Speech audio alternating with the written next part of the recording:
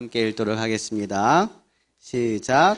여호와께서 하늘 곧 여호와께로부터 유황과 불을 소돔과 고모라에 비같이 내리사 그 성들과 온 들과 성에 거주하는 모든 백성과 땅에 난 것을 다 엎어 멸하셨더라. 아멘. 우리가 잘 알고 있는 소돔과 고모라 이야기입니다. 소돔과 고모라는 착한 성이었습니까? 악한 성이었습니까? 네, 여러분들 잘 알고 계시군요. 그래서 하나님으로부터 하늘에서 유황과 불이 떨어지는 그런 멸망을 받게 됩니다. 오늘 우리가 이 말씀을 통해서 함께 묵상을 하면서 하나님께서 오늘 우리에게 주시는 은혜를 함께 나누도록 하겠습니다. 여러분, 오늘 제목 한번 읽어볼까요? 시작. 제목부터 심상치 않습니다.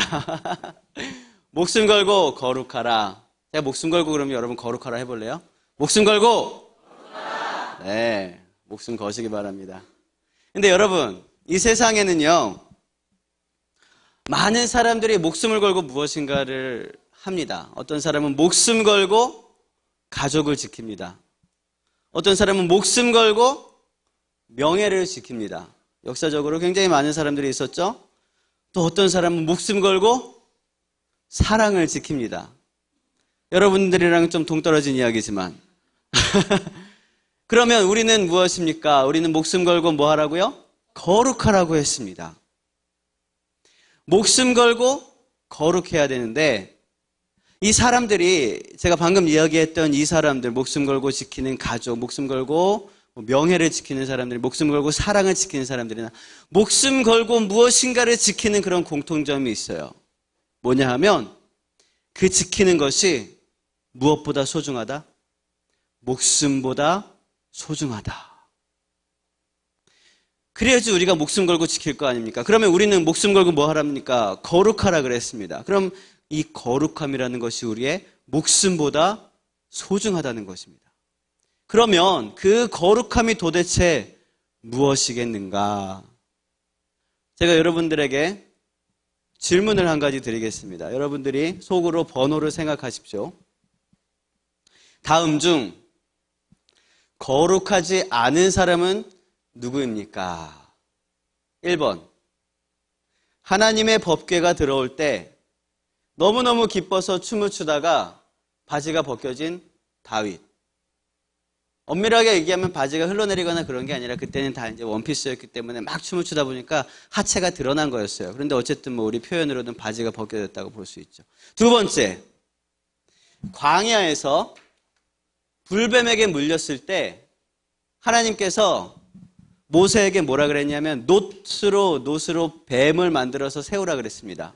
놋뱀을 세웠어요. 그리고 이것을 바라보는 사람들은 생명을 얻게 된다 그랬습니다. 그때 이 놋뱀을 바라봤던 이스라엘 백성들, 거룩하지 않은 사람을 찾는 겁니다.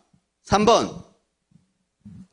여호수아가 산 밑에서 싸우고 있을 때 모세는 산 위에서 두 팔을 들고 기도하고 있었습니다. 그렇게 기도하고 있던 모세. 네 번째, 사지선다입니다. 네 번째, 누가복음 18장에서 다음과 같이 감사 기도하고 있는 바리새인. 뭐라고 기도하냐면요, 읽어봅시다. 누가복음 18장. 바리새인은 서서 따로 기도하여 이르되 하나님이여, 나는 다른 사람들 곧 토색, 불의, 간음을 하는 자들과 같지 아니하고 이 세리와도 같지 아니함을 감사하나이다. 자, 1번, 2번, 3번, 4번 중에서 거룩하지 않은 사람은 누굽니까? 정말입니까? 4번, 바리새인들의 감사 기도. 그럼 나머지 1번, 2번, 3번은 거룩한 거예요, 아니에요? 거룩한 겁니까? 자, 여러분, 거룩이라는 것이 무엇입니까? 구약시대에는 이 거룩함이라는 것은요, 하나님 앞에서의 정결함이었어요. 구별됨이었습니다. 왜냐하면 하나님의 성소로 들어갈 때 나에게 죄가 있으면 하나님의 지성소로 들어갈 때 어떻게 됩니까? 죽습니다. 그러니까 이 거룩함이라는 게 목숨과 직결되어 있던 거예요. 그래서 대제사장들 우리가 잘 들은 얘기잖아요. 대제사장들은 들어갈 때 이렇게 발목에다가 이렇게 방울을 메고 들어간대요. 그러니까 그 자리에서 죽으면 딸랑딸랑 소리가 안 나면 이 사람 죽었구나, 죄가 있어서 죽었구나 그러고 줄로 이렇게 당겨가지고 대제사장을 끌어냈다는 것입니다. 그러니까 그만큼 하나님 앞에서 죄가 있으면 직결 죽는 거였어요. 굉장히 예민한 문제였고요. 이 거룩이라는 것이 굉장히 중요한 문제였습니다. 그러니까 그 당시의 거룩함이라는 것은요, 그 사람에게서 죄를 씻어내는 모든 제사의 의식들을 포함하고요, 하나님 앞에 죄 없이 나가기 위한 그런 모든 절차들을 다 포함하는 거였어요. 하나하나. 단 하나라도 빠지면 조금의 죄라도 나에게 남아있으면 그냥 죽으니까. 그러니까 거룩함이 굉장히 중요했습니다. 그러면 지금을 살아가는 우리가, 지금 현재를 살아가는 우리가 우리의 삶 속에서 거룩함이라는 것은 그러면 무엇일까요? 우리가 지금도 구약시대와 같이 그렇게 소와 이렇게 양을 잡아서 피를 뿌리고 그런 제사의 모든 절차들을 밟아가는 것이 거룩한 것인가? 제가 여러분들에게 수시로 하는 이야기들이 있습니다. 뭔지 아시죠? 하늘 소망이에요. 하늘 소망. 왜 제가 하늘 소망을 계속 여러분들에게 이야기하냐면 여러분들이 삶 속에서 실질적으로 이 하늘 소망을 품고 살아가길 원하기 때문입니다. 그렇게 살아가길 기대하기 때문입니다. 진짜 거룩이라는 것은요, 진짜 거룩이라는 것은 이 하늘 소망을 품고 자기의 생명보다, 자기의 목숨보다 가치 있는 것에 매진하는 삶입니다. 그것이 거룩한 삶입니다.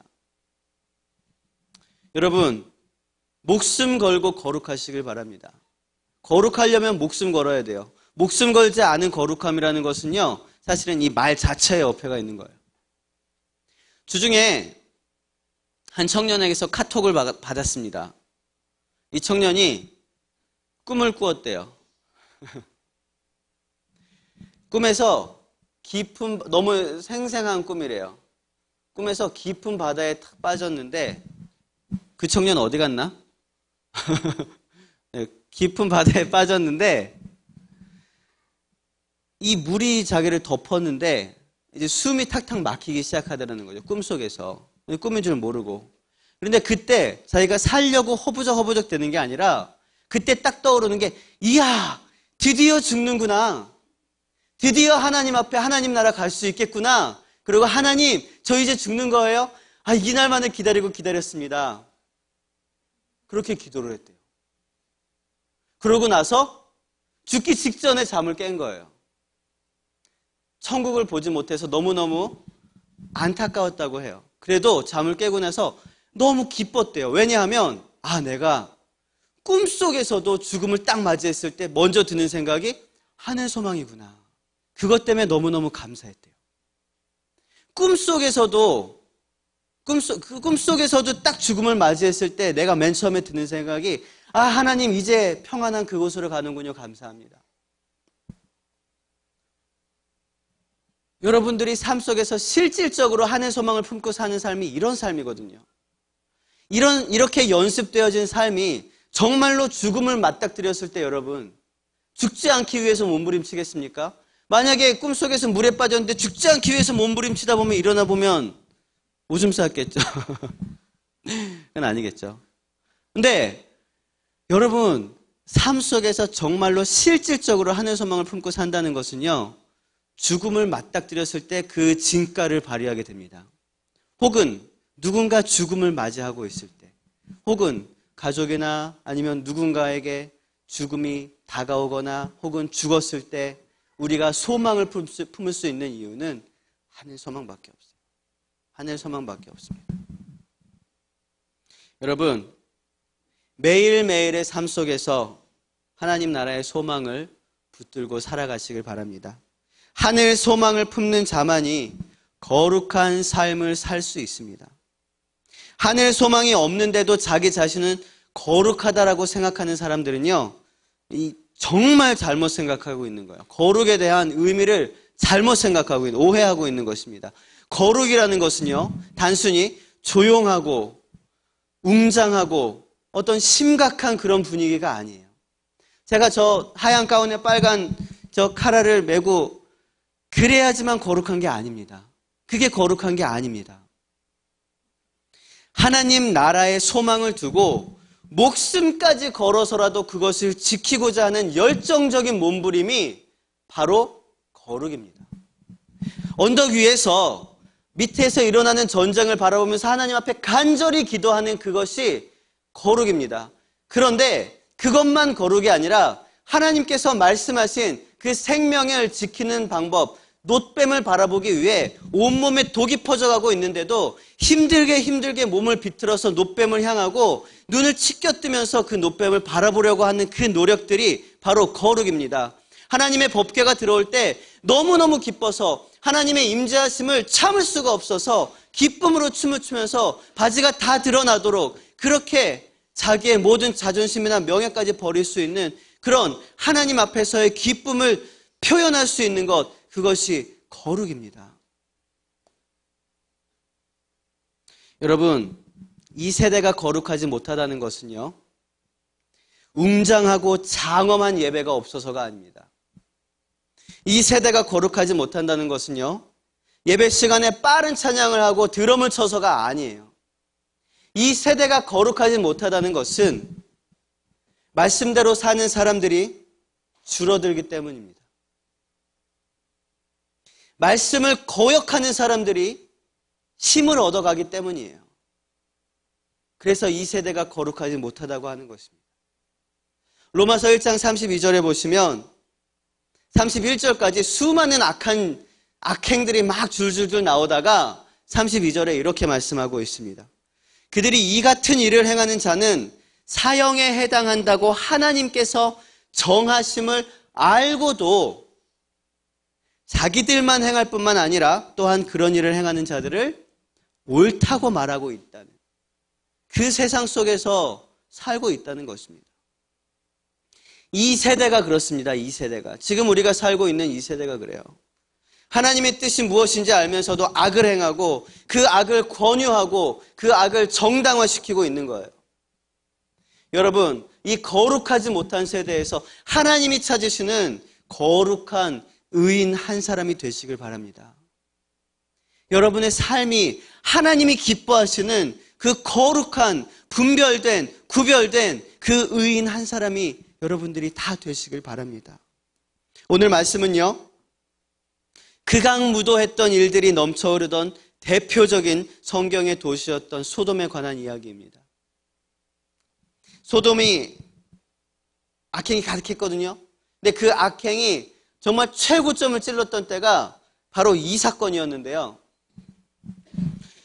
이 소돔을 멸망시키기 위해 이 성으로 들어온 두 명의 천사에 대한 이야기입니다. 이 두 명의 천사가 이 성에 딱 들어왔는데 이 소돔 백성들이 오늘 성경 말씀, 성경의 표현들을 보면요, 19장 4절에 보니까 노소를 막론하고 원근에서 왔다 그러고 있습니다. 어른 아이 할 것 상관없이 집이 멀든지 가깝든지 몰려들었다는 거예요. 어디로? 이 두 천사가 있는 롯의 집으로. 뭐 하러? 내가 그들과 상관하리라. 이 상관이라는 말이 무슨 말인지 아십니까? 동성연애를 말합니다. 성관계를 이야기합니다. 그리고 많은 몰려든 사람들 다 남자들이고요. 이 천사들에 대해서 대명사 남자를 쓰고 있습니다. 남성 대명사를 쓰고 있어요. 그러니까 이 천사는 남자 여자가 없겠지만 이 땅에 내려왔을 때는 남자의 모습을 하고 왔다는 것입니다. 그 남자들을 보고 자기들이 성관계를 맺겠다고 노소를 막론하고 원근에서 모여들었다고 하고 있습니다. 얼마나 이 진짜 더럽고 역겹고 추악한 그런 도시가 아닐 수 없어요. 그게 바로 소돔이었습니다. 그런데 여러분, 지금 이 땅에서 우리가 살고 숨쉬고 생활하고 있는 이 땅에서 드러나고 있는 법들 중에서 동성애를 합법화하자는 법이 나오고 있어요. 그런 이야기들이 머리를 들고 있습니다. 이것을 보면서 여러분 어떤 생각을 하십니까? 동성애를 인정하지 않으면 보수적이고 동성애를 인정해야만 어떤 인권을 존중하는 그런 쿨한 사람인 것처럼 여론은 그렇게 만들어가고 있습니다. 여러분, 쿨한 게 좋습니까? 인권을 존중하는 게 더 중요합니까? 아니에요. 여러분, 혹시라도 이 법이 합법화되지 않기를 위해서 기도하셨습니까?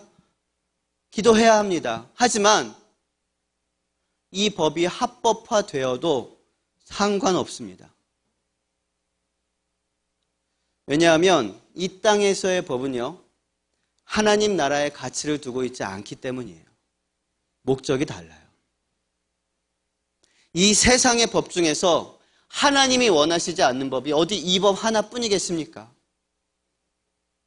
저는요, 동성애는 죄라고 말합니다. 혹시라도 미국 어디서는 그렇게 얘기하더라고요.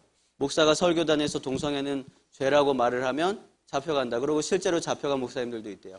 우리나라에서 이 법이 합법화된다고 해도 저는 얘기하고 잡혀갈 거예요. 왜냐하면 우리는 이 땅에서 살고 있지만 우리의 시민권은 하나님 나라에 있기 때문이에요. 혹시라도 몇몇 분들이 저 목사는 정말 쿨하지도 못하네. 인권이 뭔지도 모르네. 상관없어요. 여러분, 동성애는 죄입니다. 그리고 거짓말도 죄입니다. 그리고 교만함도 죄입니다. 음란함도 죄입니다. 다 동일한 죄예요. 동일한 죄입니다. 그러니까 거짓말한 내가 동성애하는 저 사람에게 야, 너 죄인이야 라고 말할 수 없어요. 왜냐하면 저 사람이 죄가 아니라서가 아니라 나도 죄인이거든요. 하나님 앞에서 보면 나도 죄인이거든요. 그래서 저 사람도 나도 동일하게 예수 그리스도가 필요한 거예요. 우리는 죄를 멀리하고 거룩하신 하나님의 나라를 소망하며 더욱 아버지의 마음을 품어야 합니다. 우상 숭배도 죄예요. 율법주의도 죄예요. 예수 그리스도만으로 부족하다고 말하는 것은 다 죄입니다. 하나님보다 더 사랑하는 무엇인가가 있다면 여러분, 우상 숭배예요. 여러분, 거룩하십시오. 목숨 걸고 거룩하십시오. 목숨 걸고 거룩하시길 바랍니다. 이 나라에서 하나님이 찾으시는 의인 중에 한 명이 되시길 바랍니다. 아브라함은요, 소돔과 고모라의 멸망에 대한 예언을 하나님으로부터 직접 들었어요. 그리고 그 소돔과 고모라에 자기 조카 롯이 살고 있잖아요. 소돔과 고모라에 대해서 중보를 합니다. 대신 기도를 합니다. 하나님, 이 소돔과 고모라에 의인이 50명 살고 있으면 하나님 어떻게 하시렵니까? 하나님이 그래, 50명만 살아도 내가 이 성을 멸망하지 않겠다. 45명이면 어떻게 하시겠습니까? 40명이면 어떻게 하시겠습니까? 30명이면 어떻게 하시겠습니까? 20명이면 어떻게 하시겠습니까? 10명이면 어떻게 하시겠습니까? 하나님은 대답하셨어요. 그래, 그 성에 의인 10명만 있어도 내가 그 성을 멸하지 않겠다. 소돔과 고모라 성은요, 멸망당했습니다. 소돔과 고모라 성이 멸망된 이유는요, 죄인과 악인들이 많아서가 아니에요. 의인이 없어서예요. 의인이 10명이 없어서 소돔과 고모라 성은 망한 거예요. 그럼 죄인 때문이에요? 의인 때문이에요? 의인 때문이에요. 의인이 10명이 없어서 소돔과 고모라 성이 망했습니다. 멸망했습니다. 여러분, 저와 여러분이 하나님이 찾으시는 그 한 사람의 의인이 되어야 할 이유가 여기에 있어요. 이 나라가 이 땅이 소돔과 고모라보다 아직은 좀 덜 악해서 하나님께서 참고 계신 거 아니에요. 이 땅은요, 이미 멸망받고도 남을 만큼 충분한 죄악으로 가득 차 있습니다. 뉴스를 보세요. 인터넷 기사들을 보세요. 상상도 못할 그런 악행들이 도시 구석구석에서, 시골에서, 학교에서, 가정 안에서 버젓하게 일어나고 있습니다. 얼마나 악하고 추악한 그런 나라인지 몰라요. 이 세상 자체가 그런지 몰라요. 그러나 그럼에도 불구하고 나라를 위하여 기도하는 손길들이 있습니다. 나라를 위하여 뿌려진 복음의 씨앗이 있어요. 그것 때문에 하나님께서는 조금만 더 기다리고 계신 것입니다. 여러분, 이 나라에서, 여러분의 학교에서, 여러분의 가정에서, 여러분의 기업에서, 직장에서 하나님이 찾으시는 한 사람의 거룩한 의인들이 되시길 바랍니다. 사람은 육체를 입고 이 땅에 태어났는데요. 육체를 입고 있는 이상 사실은 죄를 짓지 않을 수가 없어요. 근데 하나님도 그것을 아십니다. 근데 사람이 얼마나 죄를 지을 수밖에 없는 존재냐 하면 오늘 롯은요. 롯을 통해서 보면 알 수가 있습니다. 오늘 롯은 소돔과 고모라가 멸망당할 때 하나님께서 두 천사를 보내셔서 롯과 그의 가족들을 소돔과 고모라 성 밖으로 인도하게끔 하셨습니다. 근데 이 롯과 그의 가족, 롯이 이게 지체했어요. 잠깐만요. 그러면서 이것도 필요할 것 같은데 짐도 좀 싸고, 사위한테도 가서 얘기하니까 사위들은 비웃고, 그래서 얼른 뛰어나가지 않고 기다리고 있었어요. 계속 지체하고 있었어요. 그래서 두 천사가 어떻게 했냐면, 롯과 그의 아내와 두 딸들을, 4명을 양쪽으로 손을 하나씩 딱딱딱 들고 잡고 그러고 끌어냈다. 손을 잡고 끌어냈다고 얘기하고 있습니다. 끌어내면서 뒤에는 유황과 불이 우르르 떨어지고 그 성과 들과 백성들과 땅에서 난 모든 것들이 다 불에 타버리고 있는 그런 광경을 뒤로 느끼면서 그렇게 도망쳐 나옵니다. 그 상황에서 탁 뒤를 돌아본 롯의 아내는 소금 기둥이 되고 말았어요. 그리고 롯과 두 딸만 남았습니다. 그들이 처음에 이 두 천사가 저 산으로 올라가라 그랬는데 하나님 거기 말고요. 거긴 너무 멀어요. 거기 말고 이 앞에 조그만 소알성으로 좀 들어가도록 하겠습니다. 그래서 소알성까지 막 뛰어갔어요. 소알성에 딱 도착했습니다. 롯이 그제서야 딱 보니까 아브라함도 이제 멀리서 그 광경을 봤더니 막 모락모락 그쪽에서 막 연기가 나오고 막 불이 일고. 롯도 딱 도착해서 딱 보니까 연기가 일고 불이 일면서 자기가 살았던 땅이 완전히 불바다가 돼 있는 거예요. 롯은 두려웠을까요? 두렵지 않았을까요? 굉장히 두려웠습니다. 정말 두려웠어요. 왜냐하면 소돔과 고모라에 자기가 어제까지, 방금 전까지 살고 있었거든요. 그리고 주변에서 일어난 악행들을 자기 눈으로 봐왔거든요. 그런데 더 두려웠던 건 뭐냐 하면 롯이 소알성으로 들어갔어요. 그런데 소알성에 딱 도착해서 짐을 풀고 보니까 자기 옆집에서, 자기 길 건너집에서, 자기 이웃집에서 자기를 맞이했던 사람들이 소돔과 동일한 죄를 짓고 있는 거예요. 그 롯의 눈에는 다 죄밖에 안 보이는 거예요. 와, 저것도 하나님 기뻐하시지 않겠다. 저 사람 거짓말했어. 야, 저 사람 가식적인 거 봐라. 야, 저 사람 교만한 거 봐라. 저 사람 사기치네. 저 흘기는 눈, 음란함. 롯의 눈에는 다 그런 것밖에 안 보이는 거예요. 와, 이 소알성도 얼마 남지 않았다. 그러고는 롯은 더 이상 소알성에 살지 못합니다. 롯이 소알성에서 산에 있는 동굴로 또 도망을 쳐갑니다. 두려움에. 롯이 동굴로 올라간 이유는 뭐냐 하면 악행을 피하기 위해서 갑니다. 죄 짓지 않기 위해서 도망가는 거예요. 그 공동체를 떠나는 것입니다. 그런데 그 동굴에서 무슨 일이 있습니까? 세상에 우리가 상상치도 못할 어마어마한 악행이 일어나게 됩니다. 거기엔 누구밖에 없어요. 롯과 두 딸밖에 없어요. 그런데 거기서 어마어마한 악행이 일어납니다. 이 두 딸이 세상의 법으로는 우리의 후손을 이을 사람이 없다 생각해서 아버지에게 술을 먹이고 잠자리를 함께 합니다. 근친상간이 일어나게 되는 거예요. 동성애 피해서 갔더니 근친상간이 일어나는 거예요. 무슨 일이 일어납니까? 이 두 딸에게 자손이 하나씩 생기는데 그게 바로 이스라엘 백성들을 정말 끈질기게 못 살게 굴었던 모압과 암몬 자손들이 그들을 통해서 태어나게 되는 것입니다. 여러분, 죄는 우리가 가는 어느 곳에든지 있어요.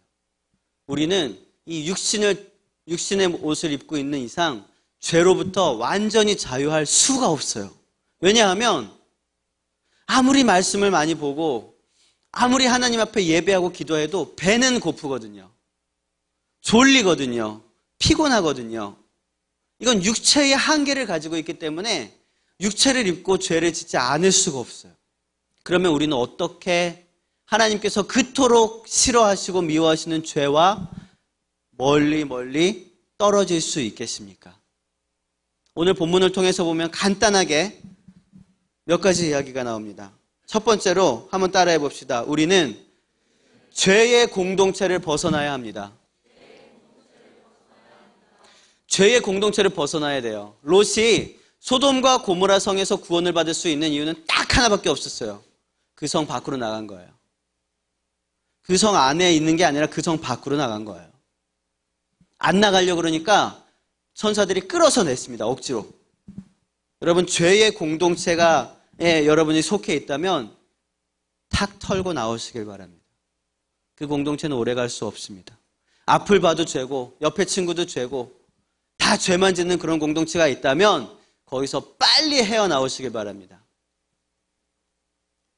그것이 죄로부터 멀어지는 첫 번째 방법입니다. 둘째로 따라해 봅시다. 하늘 소망을 품으십시오. 우리에게서 죄를 떨쳐내고 또 죄를 내 안에서 뽑아낸다고 해서 죄가 우리에게서 떨어져 나가는 게 아닙니다. 다른 무엇인가를 채워놔야 죄가 밀려서 나가게 되는 것입니다. 내가 이거 하지 말아야지, 저거 하지 말아야지, 나 여기 이거 끊어야지, 저거 말아야지. 그러다 보면 우리는 아무것도 못해요. 오름이 무슨 노래 듣다 보니까 즐겁게 춤을 추다가 여기 있잖아요. 그대로 멈춰라. 앉지도 말고 눕지도 말고 서지도 말고. 뭘 어떻게 알아. 웃지도 말고 울지도 말고 움직이지 마. 뭐 어떻게 알아요. 근데 여러분, 우리가 나 죄 이것도 안 져야지, 저것도 안 져야지, 저것도 안 져야지. 그러다 보면 우리는 할 수 있는 게 아무것도 없어요. 학교 가는 것도 죄고, 밥 먹는 것도 죄고, 영화 보는 것도 죄고, 음악 듣는 것도 죄고, 죄가 아닌 게 없는 거예요. 그럼 우리가 어떻게 해야 됩니까? 하늘 소망을 품어야 돼요. 예수 그리스도의 복음이 내 안에 뿌리 내리고 자라나기 시작하면 그것이 죄를 밀어내게 됩니다. 나에게 주어진 24시간의 시간이 하나님의 말씀으로 하나하나 채워지게 되면 그 24시간 안에서 죄 짓는 시간이 조금씩 밀려나게 됩니다. 줄어들게 됩니다. 그게 죄를 멀리하는 방법이에요. 여러분의 삶의 습관 중에서 하늘 소망을 품는 말씀의 삶으로 가득가득 채우시길 바랍니다. 마지막으로 여러분의 모든 죄는 예수 그리스도의 십자가에서 해결되었음을 믿음으로 받아들이시길 바랍니다. 이것이 가장 중요합니다. 우리는요, 죄를 짓지 않기 위해 살아가는 것이 아니라 예수 그리스도의 그 복음을 전하기 위해 살아가는 것입니다. 예수 그리스도께서 이미 저와 여러분의 모든 죄를 해결하셨습니다. 대속하셨습니다. 이제 우리는 더 이상 죄에 안 지으려고 막 노력하는 그런 삶이 아니라 뭐가 하나님의 기쁨이 되는 삶일까? 하나님이 뭘 어떻게 하면 좋아하실까? 이렇게 하면 좋아하실까? 내가 학교 가면 하나님의 기쁨이 될까? 밥 먹으면 하나님의 기쁨이 될까? 영화 보면 하나님의 기쁨이 될까? 음악을 들으면 하나님의 기쁨이 될까? 이걸 고민하면서 살아가기 시작하면 하나님께서 우리를 더 풍성한 은혜로 사랑으로 채우실 것입니다. 함께 찬양하고 기도하겠습니다.